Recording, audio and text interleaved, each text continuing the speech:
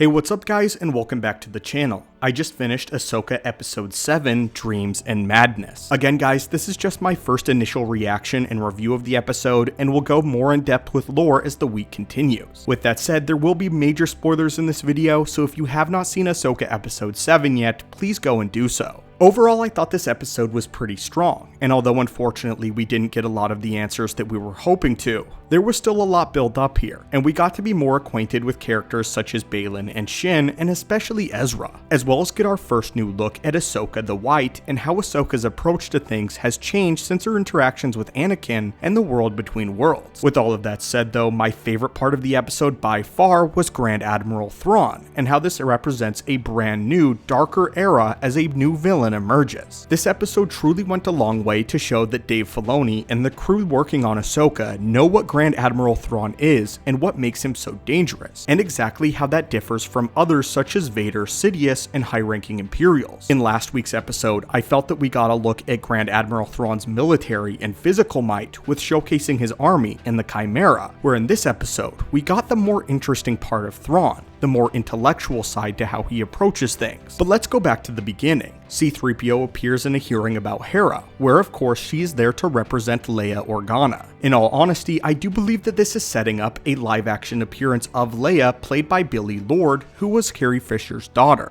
and who also has done a lot of the Leia work for Carrie Fisher after her unfortunate passing. The conversation about bringing back the original trilogy characters with new actors is a touchy one, but I do believe that Lucasfilm and Star Wars is eventually heading in that direction, and I would not be surprised if we see Leia again played by Billie Lourd in live action. Moving on though, we get a look at the relationship between Anakin and Ahsoka, as Anakin has recorded various training videos for Ahsoka Tano, telling her that he won't always be with her, and to prepare against enemies such as Ventress, Grievous, or even Count Dooku. While these name drops in the episode are always fun to hear and really connects the Clone Wars to this brand new era of Star Wars, the most interesting aspect of course is how Ahsoka's opinion on Anakin has now changed. Even Hu Yang states that Anakin truly was a great master. After the World Between Worlds, Ahsoka Tano really understands Anakin a lot more, and the character of who he ultimately became. In fact, she's one of the few characters in the lore besides Luke who truly understands who Anakin was and who Darth Vader was, connecting the characters and relationship between Ahsoka and Luke to Vader and Anakin even further now. But Anakin's importance in the episode does not end here. In fact, it goes to Grand Admiral Thrawn, who once he hears that Ahsoka Tano was the Padawan of Anakin, is filled with a sense of fear that he seldom is any other time. Thrawn has fought alongside both Anakin as well as Vader, and realizes just how dangerous and powerful he was. But more than this, just how powerful his teachings were. He realizes that he's dealing with Ahsoka Tano, who is not like the Jedi of old. She was trained by the greatest of Jedi in Anakin. And because of that, Ahsoka needs to be handled with great care. Again, this is Grand Admiral Thrawn realizing and studying his enemy, and coming to the realization that of all the players on the field, the two things that he needs to be most wary of is Balin's skull and Ahsoka. But moving on, here's another part of Thrawn that I really enjoyed, and a callback to Legends continuity in one of the final battles of Thrawn's empire. When Ahsoka and the Purrgil exit hyperspace, they are met with an Imperial minefield. This is a direct callback to the blockade of Coruscant in Legends continuity, where Thrawn used various mines to make it appear as if Coruscant had an entire field mine surrounding it, when in actuality Thrawn only used a few mines but instead projected out that there were hundreds of them,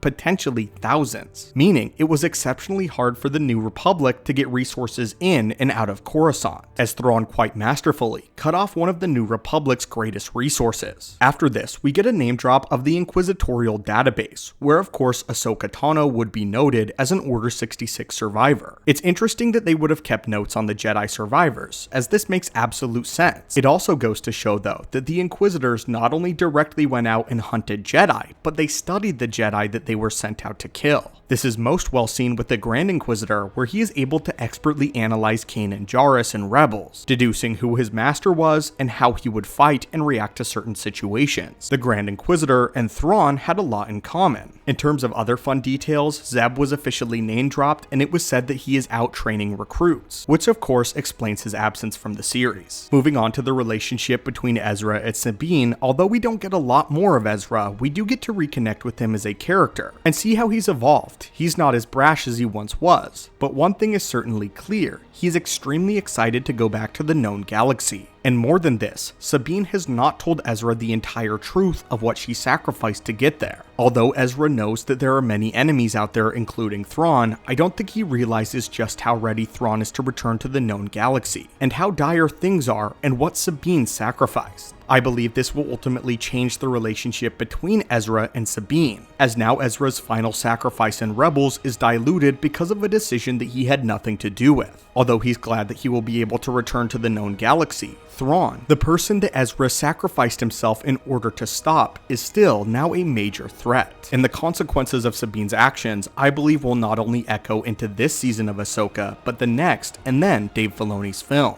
Moving back to the strategic mind of Grand Admiral Thrawn, he knows exactly when to attack and when to retreat. His main objective is not to destroy his enemies right away, as he does not underestimate their massive power, especially when concerning Ahsoka. Instead, the most important thing to Thrawn is to not underestimate a Force sensitive ever again, to see what they are made of, and even though he's forced to have his troops retreat, he calls this an absolute victory to Morgan Elsbeth. He explains that they have time and that Ahsoka Tano does not, but also that he now understands Ahsoka far more. And just as Sabine is blinded by Ezra, he believes that Ahsoka was blinded by finding Sabine. Thrawn knows when not to fight. But moving on to what I believe is the most interesting aspect of this episode, and that is Balin and Shin. The episode title of Dreams and Madness is a direct reflection of Balin and Shin and their relationship. Despite in the previous episode, Balin telling Shin that she was trained to be something far greater than any Jedi, in this episode,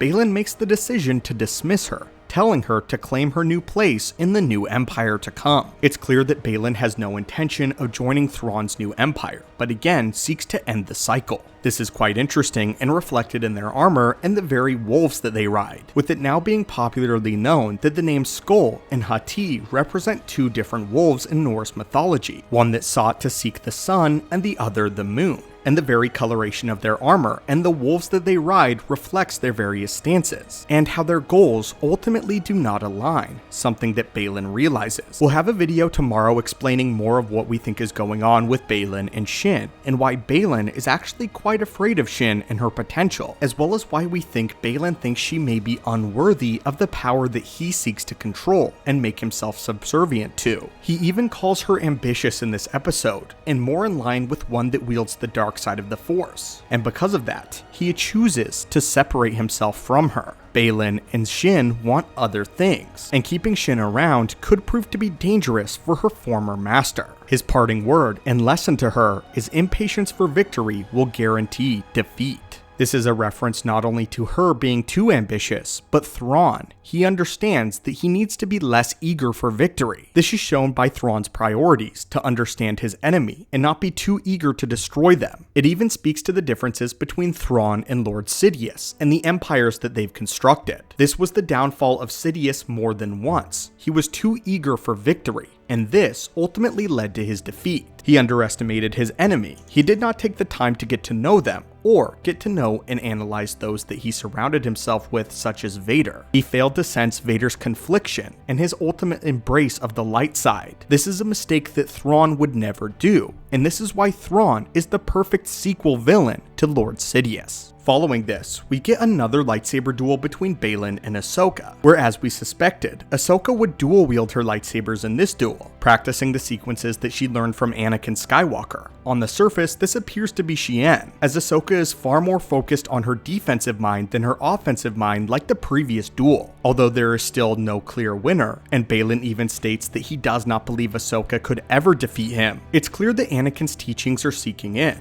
Make no mistake, Ahsoka is extremely powerful, and I do believe that Balin is highly underestimating Ahsoka in this moment, a mistake that Thrawn will not repeat. Speaking of Balin, I believe that he's obsessed with the duality of the Force itself, and finding the perfect place within it. He loved what the Jedi Order once stood for, but he hated the weakness. Similarly, he does not like the ambition that Shin shows, and realizes that in order to find a perfect balance, one must wield the power of the dark side that the Sith and Darksiders wield, and the control and the understanding understanding that the Jedi wield, without any of the weakness. One of the major themes of Ahsoka is the idea of balance. The balance in the Force that Anakin Skywalker teaches to Ahsoka, teaching her to be a warrior, but also someone that can be compassionate and forgive. The very world of Peridia, representing life to Balin and others, and death to the Purrgil, Thrawn, and Ezra. I do hope that in the next episode, Balin's goals are revealed to us, as even Thrawn is completely unfamiliar with what this Dark Jedi seeks. In the end, I would have to give this episode a solid 8.2 out of 10. Although it lacked a lot of the answers that I've been wanting, I do believe that Dave Filoni will give us some of them in the next episode. But what this did go to show is reconnect with Grand Admiral Thrawn, realize how he conducts himself in contrast to other members of the Empire, and establishing the great dark threats that are to come. Not only Thrawn, but whatever Balin seeks. Perhaps Balin seeks a false balance in the Force, just as others before him have sought power and influence. But anyway, my friends, I would now love to hear your thoughts on episode 7 of Ahsoka, Dreams and Madness in the comments down below. What did you think of this episode, and what were some of your favorite and least favorite aspects? As always guys, thank you so much for visiting and supporting the channel, and may the Force be with you.